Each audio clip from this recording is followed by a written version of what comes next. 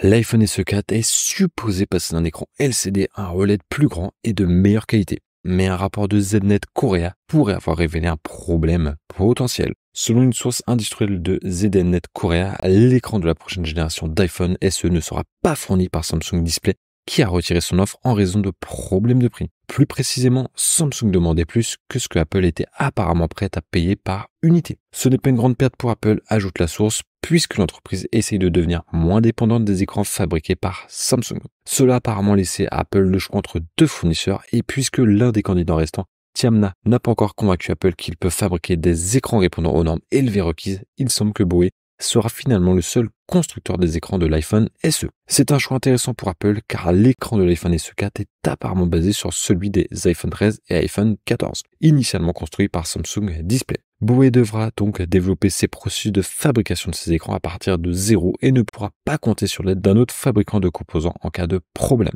Bien qu'en termes de spécifications, il n'y aura pas de baisse de qualité avec Apple optant pour Boé au lieu de Samsung. D'autres problèmes pourraient surgir ou des pénuries potentielles si Boé ne peut pas reproduire suffisamment d'écrans de bonne qualité pour répondre aux commandes. La rumeur veut que l'iPhone SE4 remplace l'iPhone SE 2022 basé sur l'iPhone 8 par un design plus moderne, supposément inspiré de l'iPhone 14. Cela ferait passer la série iPhone SE à un design sans bouton d'accueil avec Face ID et une batterie plus grande, mais avec une seule caméra arrière au lieu de deux comme les iPhone phares standards. On peut apparemment s'attendre à ce que l'iPhone SE4 arrive l'année prochaine, ce qui est un peu loin si tu espères changer de téléphone prochainement. En attendant, si tu as besoin d'une mise à niveau rapidement, je t'invite à aller voir ma vidéo sur toutes les rumeurs les plus folles sur l'iPhone 16. Tu risquerais d'être surpris.